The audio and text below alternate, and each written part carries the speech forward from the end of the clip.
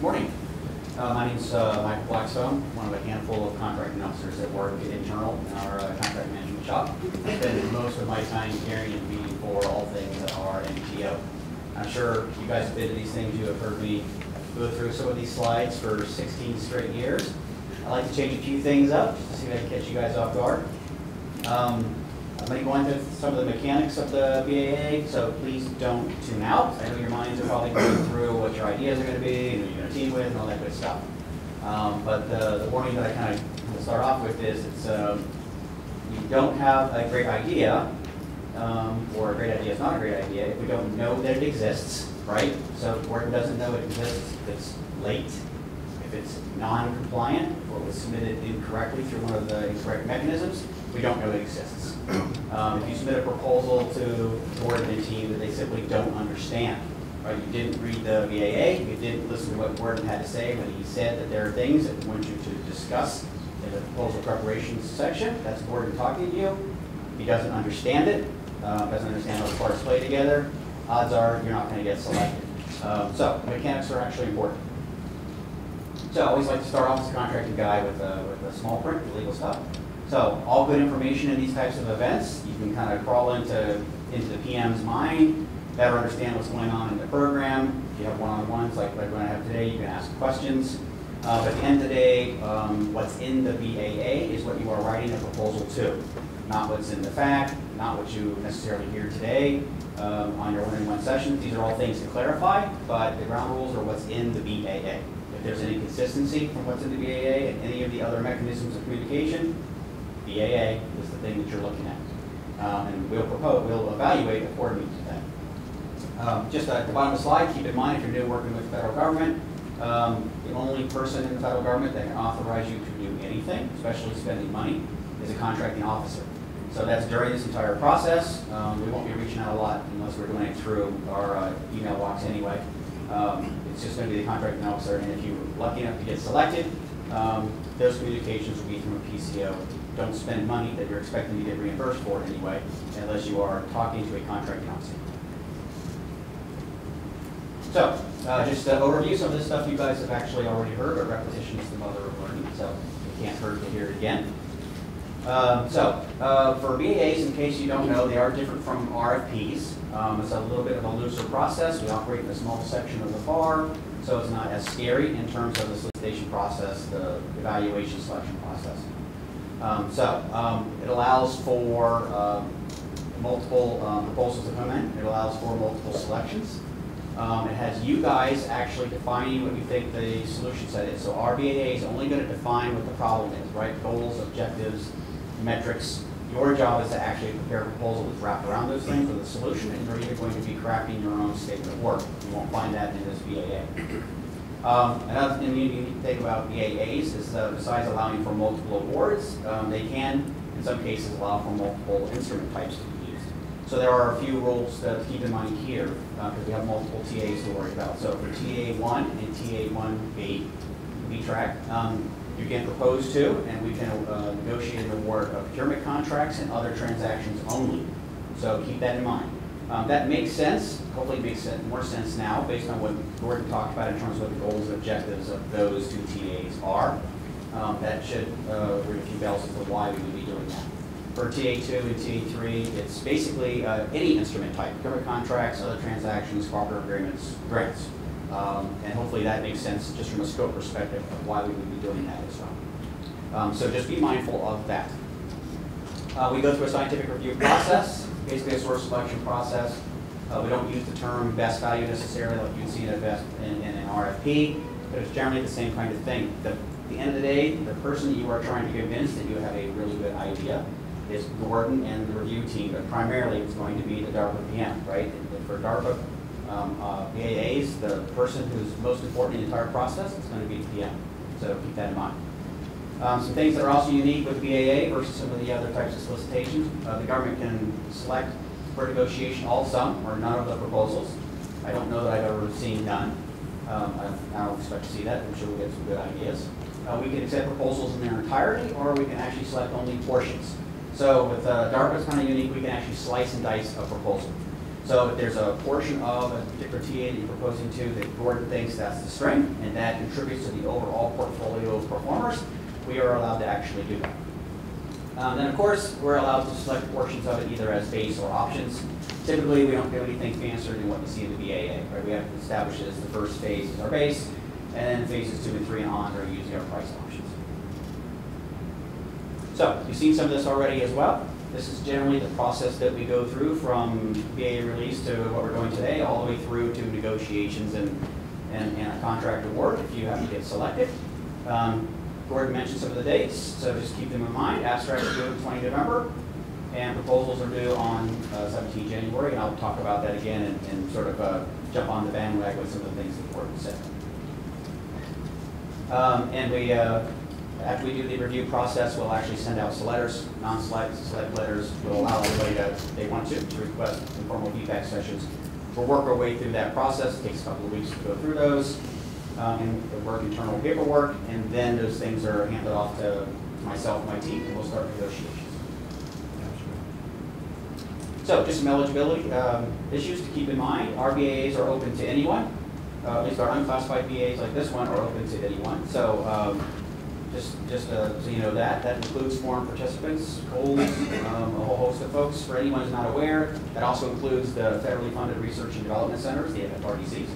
And government entities like some of the government labs. It can be quite common that those entities are coming in as team members, second, third tier kind of team members. However, if you do include one of those types of organizations, the FFRDCs or the government entities as part of your team, be mindful, especially if you're the prime, that there are some responsibilities that you have to tend to. So you have to make sure that there's a sponsor letter from FFRDC. So FFRDCs operate under a government contract. They're actually a performer. They just tend to focus on just government needs, so they're kind of quasi-government, if you want to use that term. There is a sponsor. There is a government organization that issues that contract. That PCO puts out a letter that says that that organization is allowed to respond to this BAA, either as a prime or a subcontractor, and it doesn't breach anything that's going on with their contract or direct compete restrictions. So make sure that you have that if you're prime from any of those organizations in your team.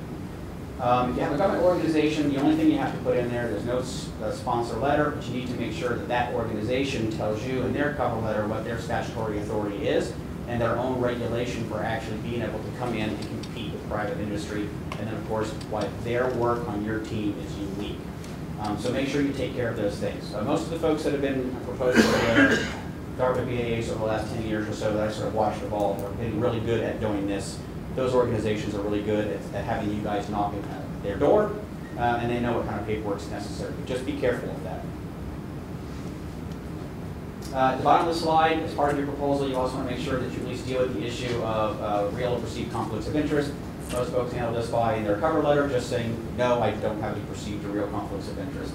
The one that you'll traditionally hear me talk about is we keep a clear separation between church and state, I like to say. We have the folks that are our research performers on one side, we have the folks on the other side that are our CEDAR performers. We don't typically like these things to mix, right? We don't want you guys to be worried about you're competing with somebody that is somehow mixed and involved in putting together RBAs or programs. So we're looking for folks that definitely tell us that they're trying to sort of stand in the middle of the fence and play both sides. If you think that's something that you're trying to do because of the size of your organization, you need to tell us. And the BAA tells you about things that you need to do, like mitigation plans to deal with that. It doesn't come up a whole lot these days. So, technical areas and some funding considerations. Gordon went through some of this as well. I'll try to dig a little deeper in some places. So for TA1 and TA1B, you already heard that there is $35 million for everybody. That includes a subset of the folks that are basically the TA1B. There's a not to exceed amount in there in the BAA for that particular track. So based on what you just heard Gordon talk about in terms of the scope and what those folks will be doing, their role in this program, and how that will likely expand under a separate program, BAA, sole source, whatever it happens to be. There's limited funding there for a reason that keeps your mind focused on we only need certain things out of that group during this part of the program. We're funding the TA1, TA1B with 6-3 money. That means something definitely to the universities. It does send a clear message, I guess. It means that none of the work all the way down or across in the team is fundamental. It's all restricted. So that will likely mean that we aren't going to get any universities playing in 6-1 or in the TA1, TA1B tracks.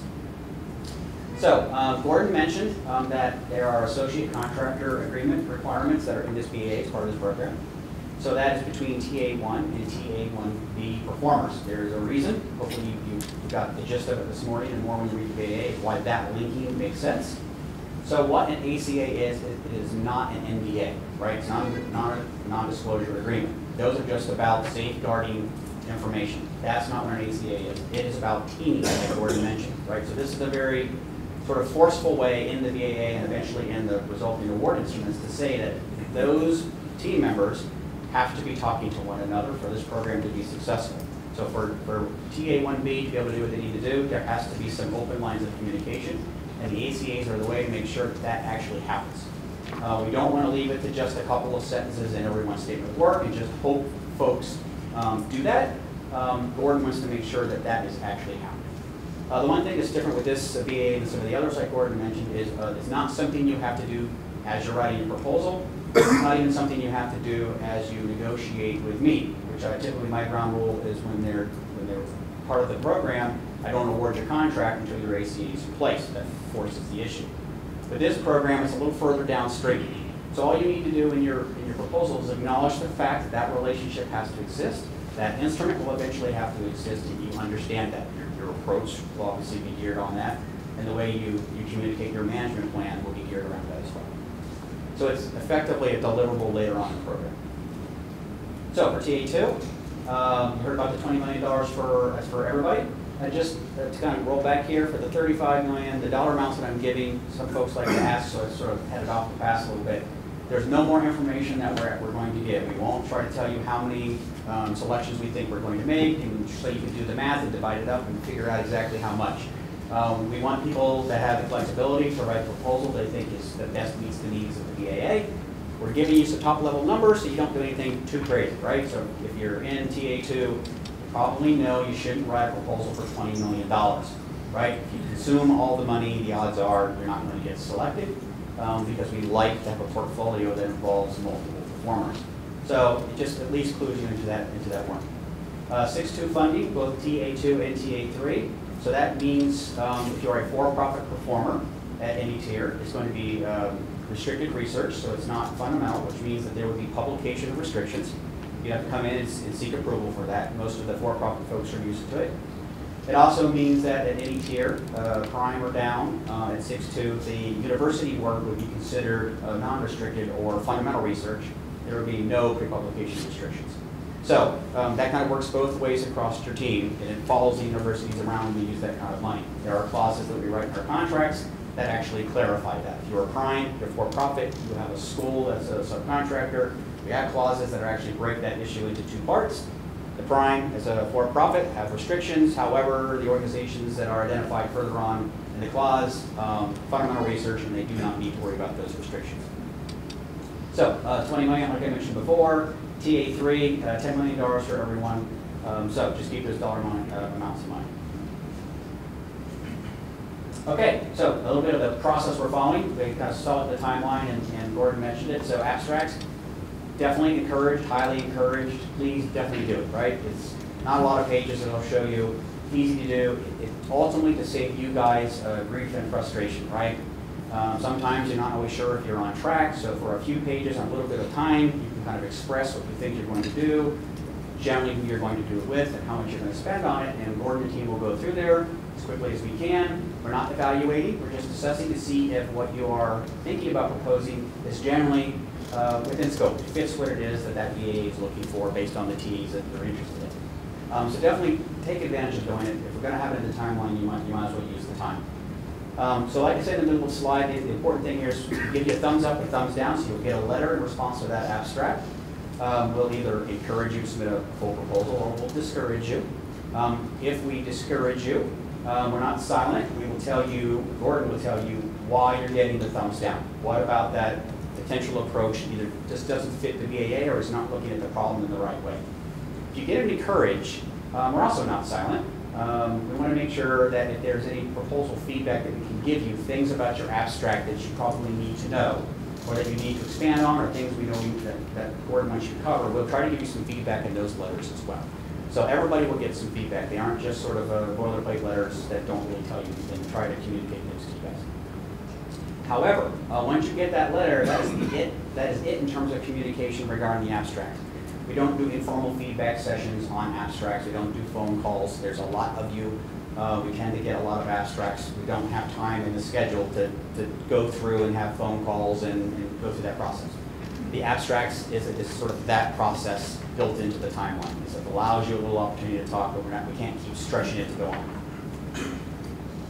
So regardless of what kind of letter you get, thumbs up, thumbs down, everyone is still invited to submit a proposal. There have been instances, few, but there have been instances where somebody gets a discouraged letter. They get the feedback from the PM in that letter. They listen to that feedback, right? They don't fight and dig their heels in. They write a proposal that actually takes care of those types of issues, and that they actually get selected. So the door's not completely shut, but the trick is you have to actually listen to the feedback that we're getting. Like Gordon said, and I'll say it again, the trick to that is writing a proposal that's pointed towards this BAA's goals and objectives and needs, our program, right? Don't try to take a program that you really want to do and squeeze it into pipes. That's normally not going to work. For a page count between 5 and 8 pages, depending on the TA that you guys are looking for, pretty easy group of things that you're actually going to be talking about. I'll go into that. And just make sure that when you submit your abstract, you don't make the mistake of submitting it to any other mechanism. You don't mail them, you don't send them to grants.gov to your school. You send them only to the DARPA BAA website. That's the only place that those abstracts go. If you go anywhere else, they don't exist. I have had folks, months down the line, ask me why they didn't get a response to their abstract, and most of the time it's because we never knew it existed because they broke one of the rules. So let's be careful about that. So, full proposal ground rules. You've got to the abstract phase, decide to write a proposal, and off you go. So, each proposal can cover one TA. You can submit to multiple TAs. Each one of those requires a separate proposal. If you do submit against multiple proposals against multiple TAs, just so you guys are aware, you can. There's nothing in this TA that actually prevents us from selecting a performer to cover more than one TA. So that can happen. So just keep that in mind.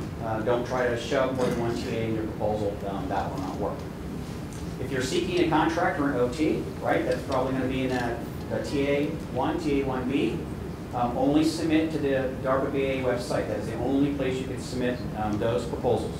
If you're submitting for a grant or a cooperative agreement, assistance instrument, probably TA2, TA3, you can submit. You have to submit to grants.gov, or if you want, you can submit hard copy. I think in 10 years, I don't know that I've seen a hard copy proposal, so I'm guessing nobody's going to do that. But you have to make sure that you transmit in the right way. At the end, I will tell you, remind you that that's important because, like I mentioned before, if we don't see your proposal, we can't review it. So you've heard this tip before. I'll say it again. Propose to the program. That's actually laid out in the BAA, not the one you wish it was to be.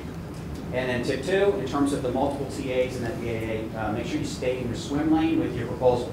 So you have a proposal that's focusing on TA1. Make sure that proposal is only dealing with TA1. Don't let it start to meander around in some of the other TAs, so we're not entirely sure what it is you actually are proposing for. So stay in your swim lane.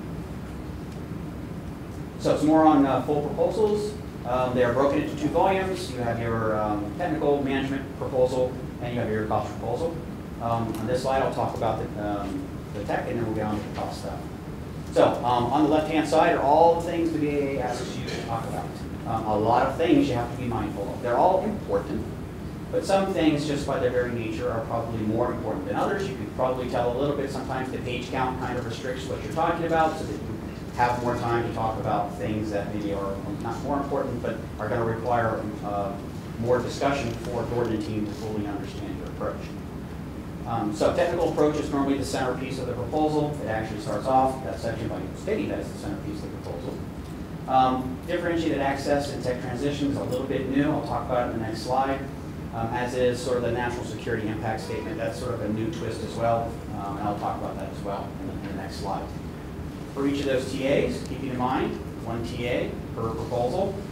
There are different page counts, so just be mindful of those. Discuss later what happens if you break that rule as well. The point with all these things listed on the left-hand side of the slide is that every one of them is important and you need to cover every one of those things, right? Like I mentioned at the very beginning, if Gordon and team don't understand your proposal, the odds that it gets selected are pretty slim.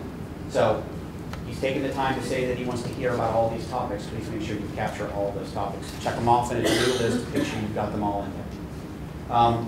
Gordon actually took the time in his BAA in the proposal preparation section to actually tell you what he's thinking on some of these more important items, such as technical approach, differentiated access, and tech transition. You're going to see sections in there that have the word must bolded, maybe even bolded and underlined, right? That's sort of Gordon screaming and waving his pom-poms, look over here.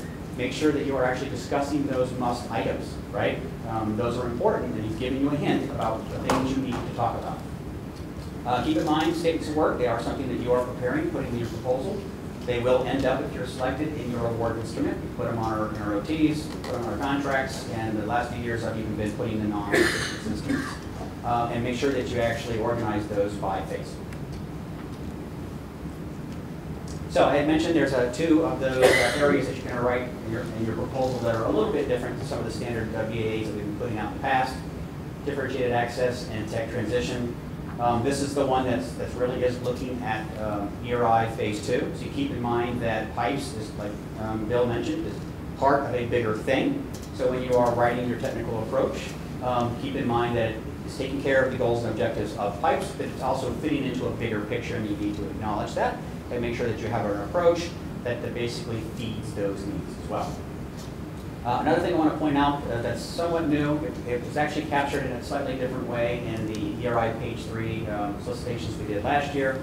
But the front office here at the DARPA actually has a group, the DARPA Commercial Services Group, and in this BAA we're telling you that there's actually a small amount of money that you can build into your proposal as an optional piece. So it will end up in your statement of work, it will end up as a priced option throughout all phases in your cost proposal, but it's sort of free money. It's above the dollar amounts that I talked about a few slides earlier. And it's just to allow you guys to interact, if you get selected, with that group. They have connections with investors and partners, and if you're a small company, for instance, maybe you need a little help with the business plan on how to think through what would you do with this technology once you're done with DARPA. A new thing is now we're putting money to sort of help you guys do that to the extent that we can. It's limited funding, so the group that runs that would only take so many of those, but certainly take advantage of the kind of company that thinks that maybe that help would actually work for you. The other one is the National Security Impact Statement. So the first time that language was actually shown up in a real way was actually MTO's office-wide BAA that just put out like a month or so ago. So you'll see the exact same language there, and you may very well see it in all the BAAs that come out of Bill's shop. You'll definitely see it in all the BAAs that are for ERI Phase 2. So we just want to make sure that you guys see it, you pay it attention, you spend your 2 pages wisely, and just understand this is just sort of me, not out of the BAA. It's a thing that's focusing on the D in DARPA, right? We do have a charter. There's a reason that DARPA exists. So we know that these are technologies that get sort of permeated through the commercial avenues. We totally get that. But we're also Department of Defense, so we have things we have to be mindful of. We have goals and objectives we have to tend to. We need to make sure that our performer base is aware of that. So this is an evaluation, this is a part of the proposal, and then trickles an evaluation factor that makes sure that you're aware of that as well. So onto the cost proposal. Unlike the tech proposal, no page limitation, so you can go absolutely crazy in your cost proposal, so long as it is, it's organized. Has all the things that we want in there, and it actually aligns with all the other parts of your proposal. Your statement of work, your technical approach, all these things kind of align. Like Gordon mentioned, that's one of the things that we look at in the cost evaluation factor is sort of a cost realism, right? Are those pieces aligning, or do we see breakdowns in logic that tells us that maybe you didn't think through your proposal, you don't totally understand how you're going to do it. To us, that's a risk. It's a weakness when we're actually doing our evaluation. So these things are important. I know you guys typically all have a team that actually looks at these things, make sure they see these slides, as well as read the BAA and proposal prep instructions. An important thing to keep in mind, subcontracts is still an area of weakness for some of the primes. I know you only have a certain number of days to get these proposals together, get your teams together, and pull those subcontract proposals in. But make sure you schedule appropriately so that you can get those subcontract proposals. They are organized. They have all the information that we're looking for. It doesn't do Gordon and team any good to only have visibility into what you're doing, and the other 50% is a subcontract level, and we can't see what's going on, so we can't understand it. So make sure you're pulling that information in your prime proposal. It's your responsibility. Don't submit ROMs for your subcontractors or yourselves, right? Rough orders of magnitude. You can't do that. Full, built-up cost of proposals, right? We need to understand, see the alignment in terms of costs, tasks, schedule, all those things. We need to be able to believe what you're telling us in terms of technical approach. So please don't do that. It will get your proposal pumped. In terms of other transactions, and the cost proposal, I do realize if somebody comes in and asks for an OT, you're likely a non-traditional, you're likely somebody who's unwilling, unable to operate under the FAR and DFAR, probably don't have the skills and sometimes not even the staff to build up full proposals. Give us everything that you can that we're asking for in the cost proposal to the extent that you're comfortable doing it. Like I mentioned, that information helps us understand what you're proposing. It really does. So give us as much as you can. But we understand when somebody comes in with an OT, there may be things that they just aren't unwilling to provide us, and we're able typically to work with those issues. If you're coming in with an OT, make sure as part of that proposal, you're building up a milestone plan. We typically pay our OT performers by the accomplishment of actual pay milestones. So they're going to be, milestone descriptions, exit criteria, whatever the deliverables are for each of those milestones, when you would submit it, how much you would want to get paid. So all that kind of goes into the milestone plan. But your cost is going to sort of drive towards that milestone plan. Please be mindful. I'm the guy you're going to be negotiating with, or Marissa. The Excel spreadsheets are important. Please try not to come back if you're a school and tell us you refuse to do that. Those are really important tools to make sure we understand the proposal. And when we're negotiating, it cuts a lot of time off the negotiation timeline if we have functioning spreadsheets so that we can actually look at the formulas, get into your head, understand how you're doing the math, how things actually connect. You just give us dead spreadsheets or you give us PDF documents, you are asking us to negotiate with one arm tied behind our back, but we're going to have to spend our time, instead of analyzing or negotiating with you, sitting there and pecking away on the keyboard, recreating your proposal into a spreadsheet. We'd like to not do that. So, data rights. This is always important to your legal team. And it's an issue that should be important. So the one thing I would just say to start off with is we ask for folks to write in their proposal any data or software item that they're going to deliver to the government that's going to have some kind of restriction, that isn't going to be delivered to us with just unfettered use rights. Those things you want to be able to identify in your proposal so that we can come to understand it. We typically look at them from a proposal review perspective from, are they creating any barriers to transition? So be mindful of what your approach is and what transition actually means to you and how you've defined it, and what you think the government wants out of that. And if you do have restrictions, make sure that those restrictions play into that in some way, that you have presented them, and make sure that we understand that those restrictions don't actually get in the way of transition from your perspective and from the DoD's perspective. If you are proposing for another transaction, some folks don't typically use the normal format that the BAA calls out for data rights, because that's more geared towards FAR and DFAR kinds of procurements, the data rights cert. But still be mindful of the same issue, maybe even more so, because those OTs typically involve cost share things. So now we're more of a partnership with a big P as opposed to a prime sub kind of thing, or a government performer kind of thing. So what you want to be mindful there is when you're building your milestone plan and you're identifying deliverables in those milestones, get into the head of the government when you're writing your post and think about, what are we going to have to do with those deliverables? What do we need to be able to do with them in order to transition technology to do what we actually need to do, right? There's goals and objectives in that BAA, there's things we need to do. So when we're doing OTs, even if there's cost shared, we need to be able to do our things as well as you. So when you're building that milestone plan, just start thinking through, in each one of those things, I have deliverables, I have data, or I have software that I'm going to deliver to the government. In that milestone plan, that's a good place to start the conversation with the government about what kind of restrictions do you foresee us having to negotiate with that data, right? If you go through that whole milestone list and you've noticed that at the end of the day, all you've done is say, government gets no rights, government gets no rights, government gets no rights, and that's every milestone, every deliverable, then don't do that, right? Because there's no way that we're going to be able to put money into a solution that we simply can't have access to. So you need to make sure that there's a balance in there, even if it's an OT and if there's cost share, that there are deliverables that are meaningful for the government so that we can do the things we need to do as well. And the milestone plan for an OT is a good way to think about it and start documenting that in your proposal. You don't have to get into excruciating detail because if you get selected, we spend a lot of time on that during negotiations. Some of the key dates, again, right? Repetition, good thing. But there are some different things I want to point out. Actually, Gordon brought out probably the most important one is that we have sort of a rolling kind of closing date with our BAAs lately out of MTO. We kind of started that last year, I think, with ERI. So we just want to make sure folks that are new, maybe didn't propose last year, are mindful what that means. Gordon mentioned it.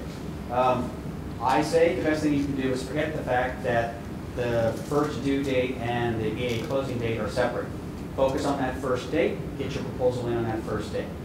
That's where the money is, that's where Gordon wants to spend his time doing the reviews. The rolling timeline beyond that, it's there if you make a horrible mistake. If you submit late, God forbid, at least the proposal is in and possibly could be looked at if there's any money that's available. So it does give you the option to at least be sitting, cooking on the back burner when the entire process is done. You can pick those back up and look at any of those proposals that come in afterwards and vet them if we actually have money. But don't sort of lean on that second date very much. I say just put it out of your mind. And through the whole process, like Gordon mentioned, we are trying to get it through so that we have negotiations and the instruments awarded by July. Bristol will probably throw a pen or a water bottle at me. But going through the dates last night, I think actually if we have well-written proposals and we meet the due date for getting the source selections done, I actually think that June is actually a reasonable possibility for getting the awards done given the timeline that we have. But the July allows us a little flex in case we get a lot of proposals and it takes more time to do the source selection process. We get a little breathing space in there. But writing a good proposal that does what it's supposed to do cuts down a ton of time in negotiations. Okay, communications, probably most folks have heard this. Other than today, for the most part, communication is going to be through the FAQ process. We kind of control it so that what we say is common to everybody, and we keep an eye on what we're actually communicating. But beyond today, it's primarily going to be to the BAA email box and to the FAQ process. The communications to the BAA email box are actually probably coming from me, but they're being funneled through our BAA coordinator, such as clarifications once your proposal comes in. So you kind of see the timeline here. I will tell you that once your proposal is submitted, you may get an email. I'm pretty flexible with the clarification process. So if there appears to be an inconsistency, a question the team has, something we can't read, a chart that's referred to that's not there, those types of things, I will let the team pump those questions to me. And so long as they're questions that I know you guys can answer without requiring a change to your proposal, I'll let those go through. The reason I can't let it cross to issues that would require you to change your proposal is now we have entered into negotiations.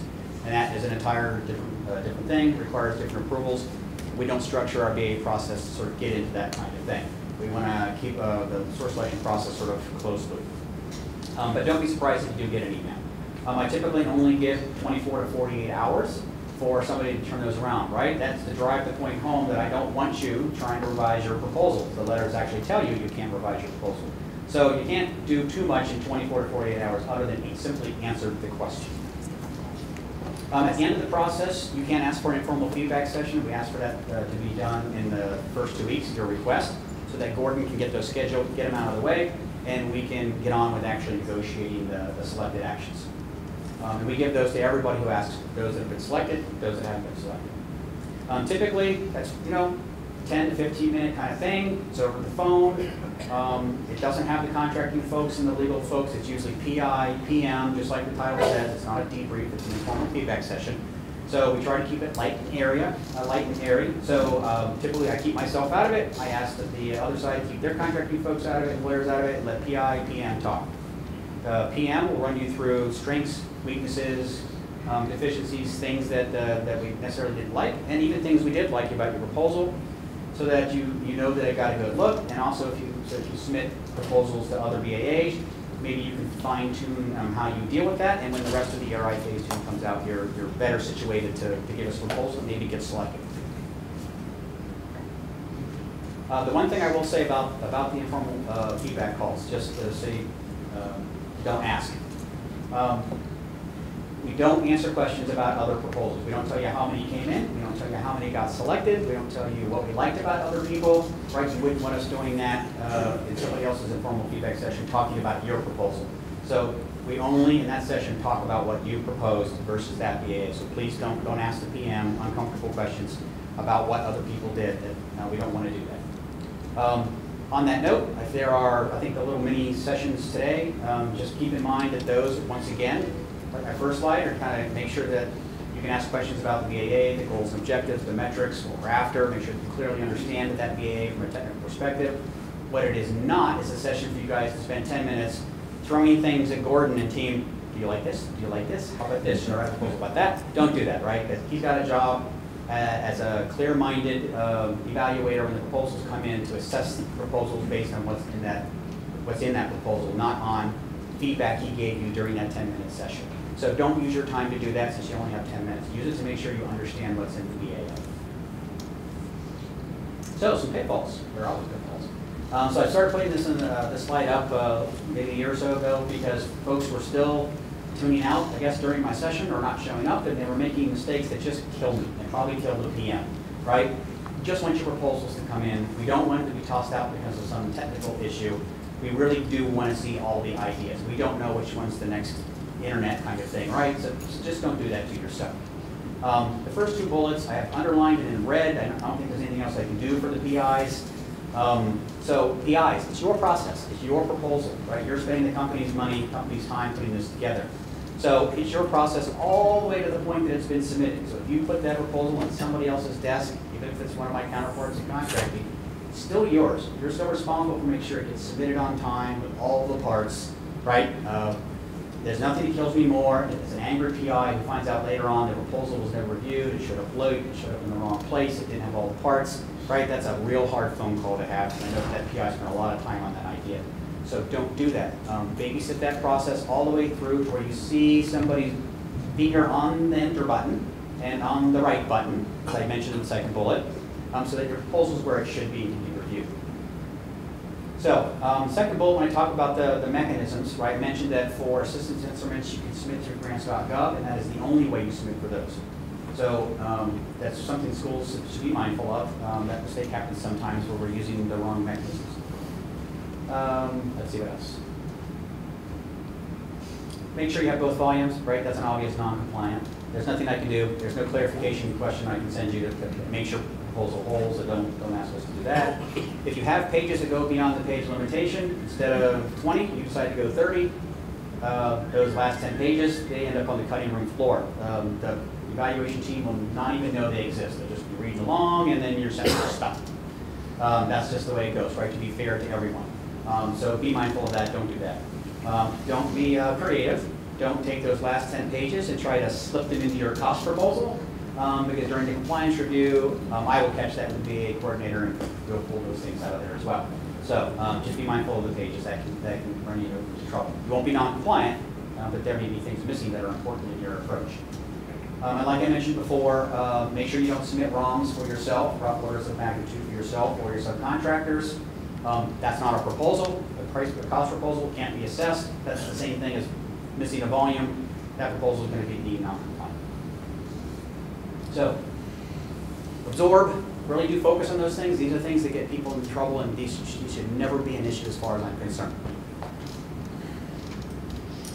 Just so you know, there are slides beyond this. They're the same slides that I presented during the ERI presentations last year. I'm not going to go through them today. I think you'd all be wiggling around in your seat. Normally those are more focused on your contracting team, on your legal team. So make sure those folks are looking at that. If they're interested in OTs, if you're non-traditional, take a look at that. There's lots of material out on our site, on the ERI website. Google, there's a ton of stuff on OTs these days. And at the end of the day, if somebody in your team, somebody in your legal or contracting team wants to know more about them, I would be happy to set up a call. If you submit a request through the email box, I will run you through everything you need to know about OTs. But what I won't talk about is the specific BAA, right? Because that's the fact process is there to do that. But I will tell you about OTs if you need to know about them. All right, that's it. Good luck.